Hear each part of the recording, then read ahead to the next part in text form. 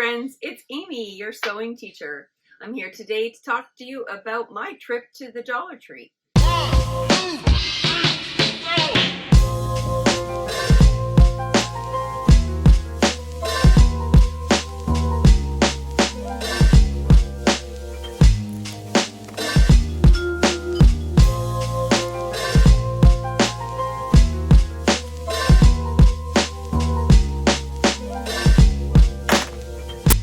So there are so many different things in sewing that cost a lot of money because sewing is a niche market.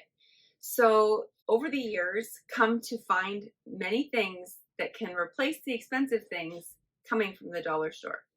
So today I have 15 items, so 15 ideas for you that are going to save you some money. Let's start right away with magnet strip. The magnet strip alone won't do what you need, but if you add the magnet strip and you glue it onto the base of a stainless steel bowl, you can make yourself a magnet bowl. So I bought one of these years ago from a quilting store and it cost me $35. It's a stainless steel bowl with a magnet on the bottom. Now this magnet is a high-powered magnet, so you will need quite a bit of your magnet tape when you glue it onto the bottom of your bowl. But also at the dollar store, in the hardware section, you can find little magnetic trays way better than a $30 dish. The next thing isn't for sewing. The next thing is for making that magnet dish. I'm not good with a glue stick. I can run circles with a sewing machine, but with a glue gun, I burn my fingers every time. Found these lovely ladies, and these will protect my fingers from that hot glue. The next thing I want to show you is something that I replace every single year. This little notebook here, and of course, I love it when it says something sassy, because I like to stay sassy.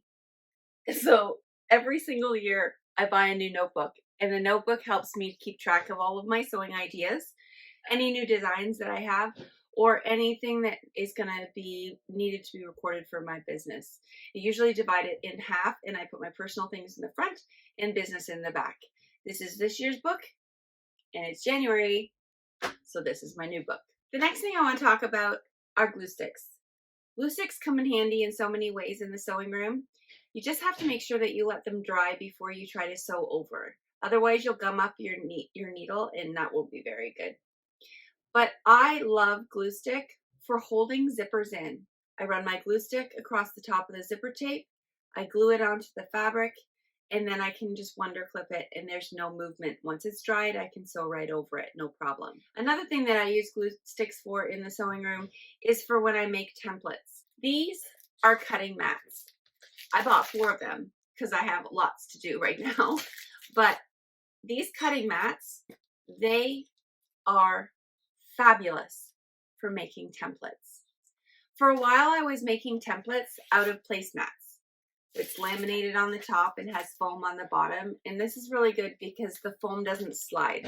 So if you find that your templates are sliding, the placemats might be the better one for you.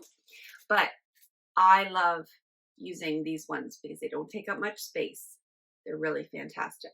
So what do?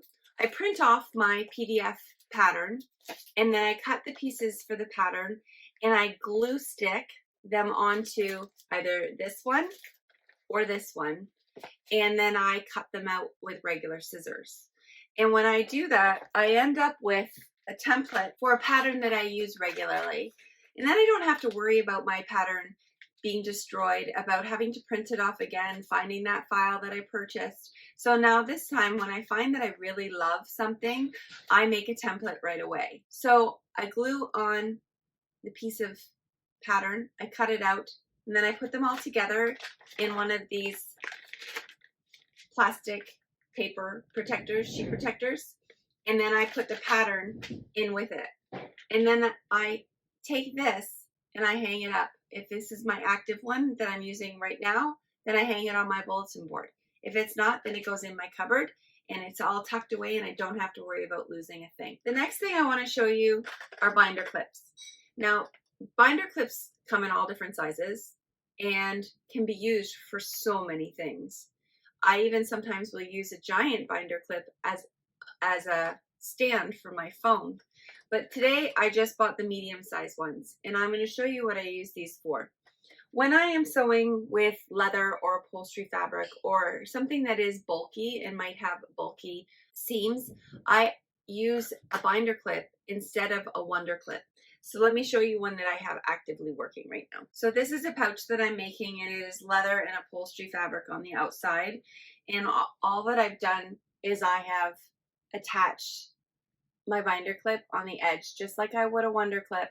And they're really, really great for specialty fabrics also, because you don't want to pin through some of those specialty fabrics. So the binder clips are great, and they are really snug. Like, it takes a lot to pull them off without intention. So if you're like me and you like to batch sew and you do things in stages, then having something that you can put aside in a pile and then not falling off or coming out is very, very good. Another thing that binder clips are great for is hanging things. So for instance, I was just talking about how I store my templates, and it's really fantastic that I can just go like this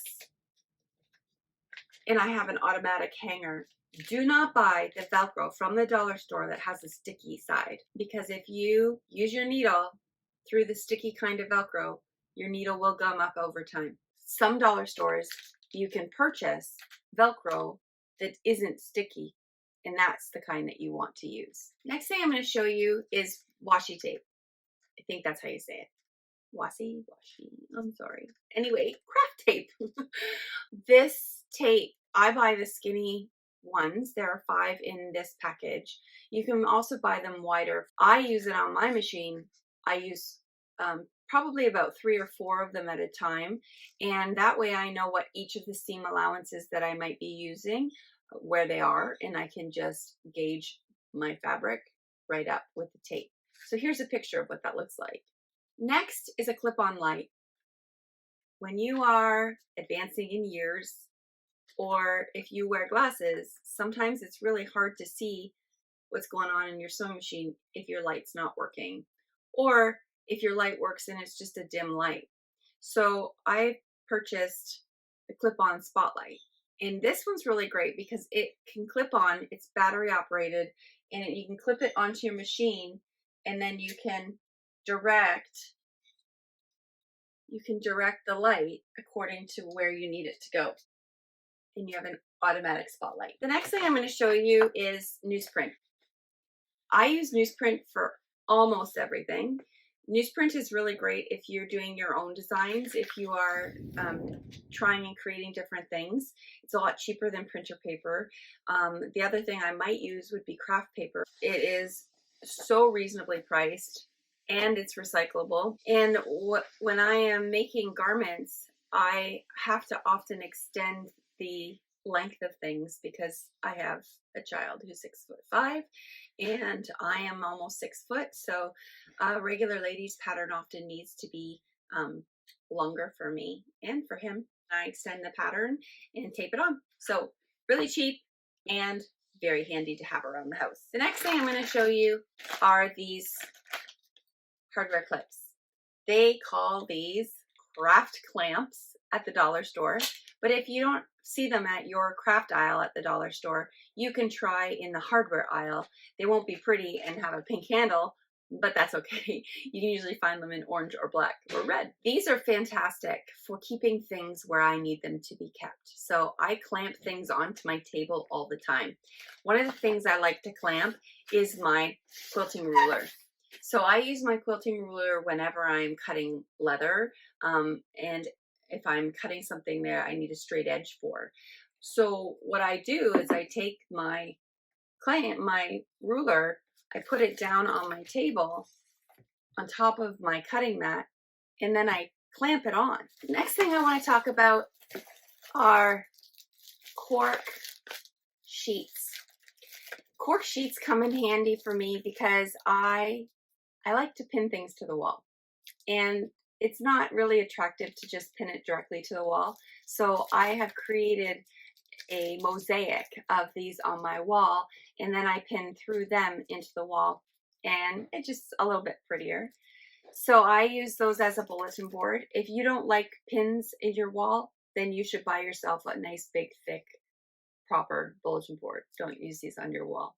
But if you're like me and you don't mind, fixing the drywall before you paint next time, these are really great. Another thing that I use these cork sheets for is for the base of a bag. For base of a tote bag, you can cut these in half and have a great sturdy bottom of a bag. Just make sure that you let your clients know, or just know yourself, that you can't wash these, especially if the bag is a washable bag. You want to make sure that they know that this is not washable. But cork sheets, we're almost done. Dollar store Ziploc bags. These are slider bags. So these are super easy to use to open and close because they have the slider. I find that sometimes Ziploc bags, I have difficulty finding the spot and getting the zip to go. So I really like slider bags, and that's why the dollar store is really great for that. But let me show you a picture. This is me organizing zippers. So I'm a sustainable sewist, and I keep everything.